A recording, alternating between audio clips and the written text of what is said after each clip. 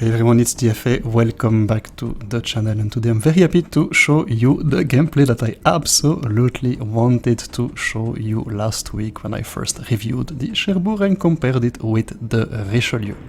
So it's really the perfect example on how you should be playing that thing, what kind of circumstances allow it to shine, what kind of other circumstances allow it show its limitations, and essentially what it can do better than Richie and where it absolutely, well Richie is simply crushing it, to be honest. So let's take a look at it. Immediately we're going to be a little bit careful. So I am rushing forward towards that island. I hope that my CV, it doesn't decide to protect me with its fighters. They're absolutely useless there, so that's already an indication on how the game is going to go. And you see that the AA is absolutely useless on that thing. We will shut down one fighter plane of the enemy CV. Yeah, that's not very good. And I want to be careful because I see that the DD on my right is absolutely not moving in the right direction. It's not going to spot anything for me. The light cruiser decides to turn around, so yeah, I absolutely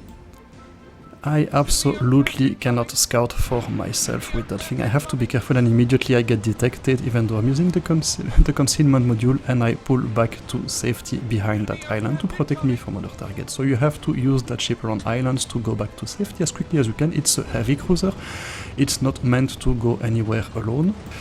And of course your preferred targets are enemy cruisers, and yeah, you can actually do quite well against DD with this one, as you're going to see. But there I don't see anything in front of me, and I see that the enemy shores is actually coming to the other side, so I'm remaining behind that island. I want to stay safe from that Atlantico, and I'm engaging the shores at 9.5 kilometers.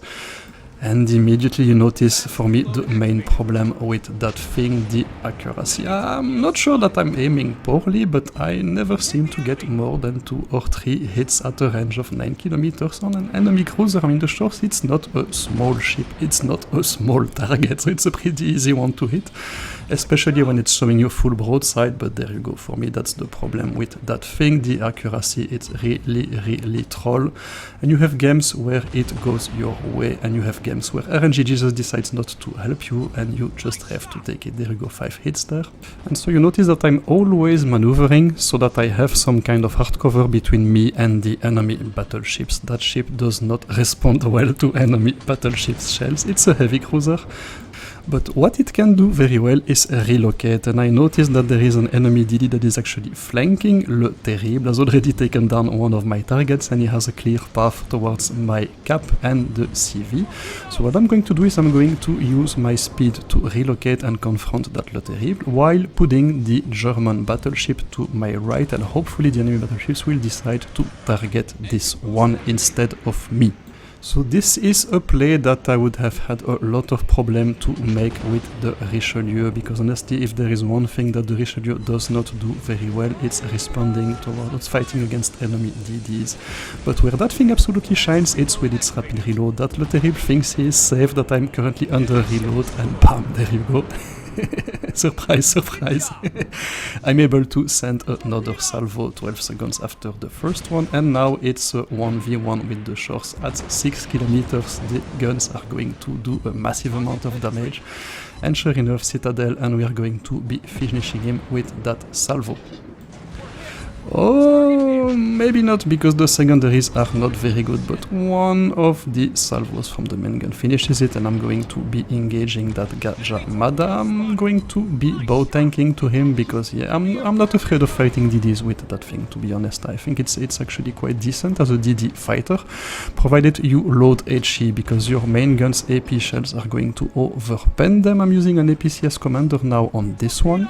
And so my general plan is to switch to HE as soon as I can. The rapid reload is actually very good at helping you with that, and I want to confront that Gachamada and that Black Skone, who are actually YOLOing me. So for the moment we are still winning that battle, 670 to 650, so that's actually quite good, and we've regained control of the cap, and I'm actually going to YOLO that Black Skone. Because I can. It's not a ship that is meant to be dealing massive amounts of damage to other battleships. Worst case scenario is going to be dealing 10,000 damage to me and flood me. I still have my damage control kit available, so I'm not really worried about what he can do. But yeah, what I sense is the Gajah Mada is thinking about YOLOing me, and that's not a bad idea. Keep in mind, I also have the rapid reload to help me in those circumstances, but we're going to be finishing him with the secondaries, and that's kill number 3 of the game. The Skone decides to YOLO right in front of us, kill number 4 with the rapid reload. It's a very, very tough ship to play against because of that rapid reload. It's quite difficult to figure out when it's going to be firing at you, and immediately we noticed that because I was bow tanking, I only take minor damage from that torpedo salvos of the Gajah Mada. So there you go, a couple of plays that I would not have been able to make with that Richie, but what I surely would have been able to make with the Richie is YOLO that Atlantico, because there it's a tough situation, because I'm praying that he's actually going to keep focusing my CV, and you always try to get into a 2 versus 1 engagement with heavy cruisers, hoping that he doesn't turn his attention to me, because there I'm going to go down very, very quickly. I'm going to use my speed to relocate right behind him, put him behind me and my CV, so he actually has to take a bit of time to turn and change targets. Because yeah, against that thing you see that the shells are not dealing full damage. You have to get very, very close to be able to be hitting weak spots. There you go, that was a nice salvo. But it's still going to take forever to delete an enemy battleship. You really have to get close to be hitting those weak spots. And you see that I'm within 4.5 kilometers of that thing. And even at that range, only 4 hits. Oh la la la, Jesus, the accuracy on that thing is absolutely troll. So let's try to see what we can do with the second salvo.